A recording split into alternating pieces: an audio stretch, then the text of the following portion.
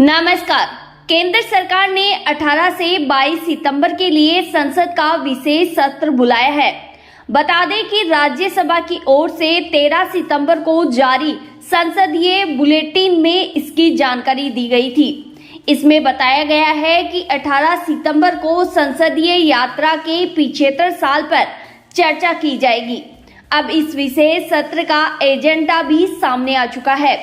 एजेंडे के अनुसार सरकार संसद के विशेष सत्र में आजादी के 75 वर्षों पर संविधान सभा से लेकर आज तक की उपलब्धियों पर चर्चा करेगी। अब बात करते हैं इस विशेष सत्र की खासियत की। दरअसल इसमें 4 बिलों को रखा गया है। इन 4 बिलों में advocate bill 2023, press and registration of periodical bill 2023 और पोस्ट ऑफिस बिल 2023 शामिल है। इसके अलावा मुख्य चुनाव आयुक्त और अन्य चुनाव आयुक्त नियुक्ति शर्तें पद अवधि विधेयक 2023 भी शामिल है। बता दें इस बिल के पेश होते ही मुख्य चुनाव की आयुक्ति को लेकर नई कमेटी बनाई गई है।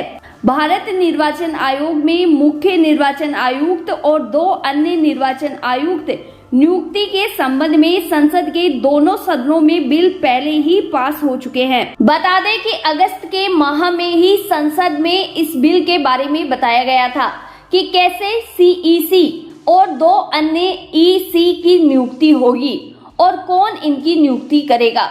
बता दें कि सितंबर से शुरू हो रहे संसद के इस विशेष सत्र के दौरान कोई भी प्रश्नकाल और शून्यकाल नहीं होगा।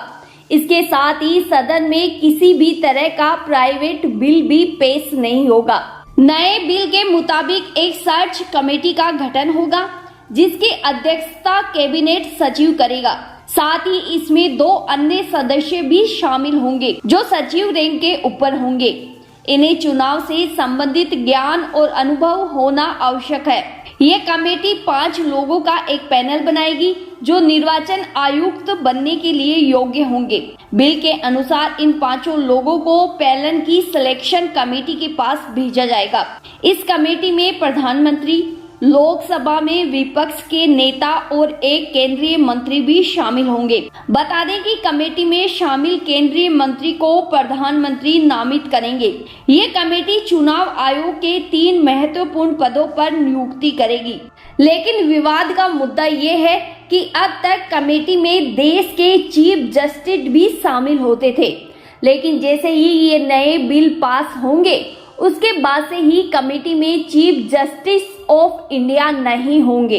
अब सवाल ये खड़ा होता है कि इन 4 बिलों में आखिर ऐसा क्या है कि सरकार को इन्हें पारित कराने के लिए संसद का विशेष सत्र बुलाना पड़ा है। आइए जानते हैं।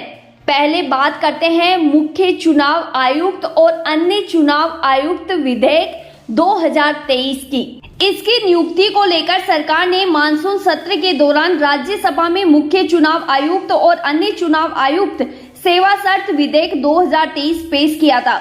इस विधेयक में प्रावधान है कि प्रधानमंत्री नियुक्ति के लिए गठित कमेटी के अध्यक्ष होंगे। लोकसभा में विपक्ष के नेता या फिर सबसे बड़े दल के नेता भी इसी समिति में होंगे।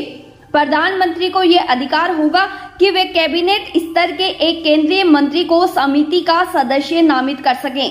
अब बात करते हैं पोस्ट ऑफिस बिल 2023 की। मानसून सत्र के दौरान सरकार ने 10 अगस्त को राज्यसभा में डाकघर विधेयक 2023 को पेश किया था। 10 अगस्त को राज्यसभा में पेश ये विधेयक उस सदन में पारित नहीं हो पाया था। सदन में पारित होने के बाद ये विधेयक 1898 के पुराने अधिनियम की जगह लेगा। इस विधेयक के जरिए पोस्ट ऑफिस के आकस्मिक सेवाओं के विशेषाधिकार जैसे पत्र भेजने और प्राप्त करने, वितरित करने को खत्म करता है। हालांकि डाकघर के पास ये विशेषाधिकार होगा कि वह अपना विशिष्ट डाक टिकट जारी कर सके। इस अधिनियम में डाक के वरिष्ठ अधिकारी को आपात स्थिति में सुरक्षा के लिहाज से किसी भी शिपमेंट को खोलने, देखने, रोकने और नष्ट करने का अधिकार दिया जाएगा। अब बात करते हैं तीसरे बिल की, press and registration of periodical bill 2023। इस बिल का उद्देश्य समाचार पत्र और पत्रिकाओं के पंजीकरण की प्रक्रिया को आसान बनाना है। इस विधेयक के कानून का रूप लेने के बाद डिजिटल मीडिया भी निगरानी के दायरे में आ जाएगा। राज्यसभा से पारित होने के बाद ये बिल अभी भी लोकसभा में पेंडिंग है। अब बात करते हैं अंतिम और चौथे बिल की, एडवोकेट यानी अधिवक्ता संशोधन विधेयक 2023 के बारे में। बता दें कि ये बिल अगस्त महीने में मानसून सत्र के दौरान राज्यसभा से पारित हो गया था। ये बिल लोकसभा में पेंडिंग है। ये बिल भी संसद के विशेष सत्र के लिए एजेंडे में है। इस बिल को कानून मंत्री अर्जुन राम मेघवाल ने राज्यसभा में पेश किया था।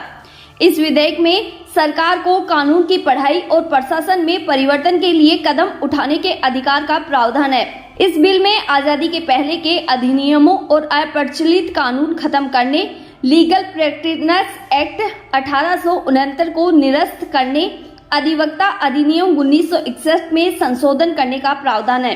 अब आपको समझ में आ गया होगा कि विशेष सत्र इन 4 बिलों के लिए खास तौर पर बुलाया गया है। उम्मीद है दोस्तों आपको जानकारी अच्छी लगी होगी, तो वीडियो को लाइक और चैनल को सब्सक्राइब करना ना भूलें। धन्यवाद।